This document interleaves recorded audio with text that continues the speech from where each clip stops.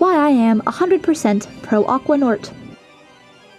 While we do not technically yet know if Aqua has aligned herself with Xehanort, or has simply embraced the darkness she has been enveloped in for over the past decade, I support her choices either way. I do believe it is the former, and will explain why, but even if this is not the case, I believe Aqua learning to accept darkness is integral to her character growth. After all, an Aqua who remains so pure and perfect even after being alone in such a place for so long is not only an uninteresting character, but hardly even a human being at all. An Aqua who never learned to understand the darkness would never understand Terra or why he made the choices he did, would never understand Vanitas, who is half of Ven, and would never understand her own mistakes, or even that they were mistakes at all. You're awful, Aqua.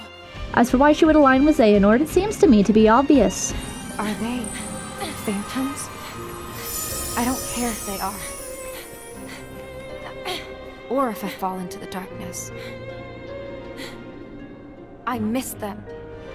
Mickey spent a decade twiddling his thumbs, and when he did venture into the darkness, it wasn't to save Aqua, but to acquire a weapon of war, the Kingdom Key D. When he did find her, he chose to save a stranger instead, a boy who would have himself argued he deserved to be there more, over his so-called friend. But Terra.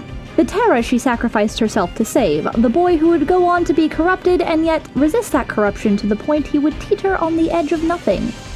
Xemnas never stopped looking for her. Xemnas, who kept her armor for years and used it to reach out to her, who never stopped trying to find the friend he'd lost despite only being half the man who should have cared.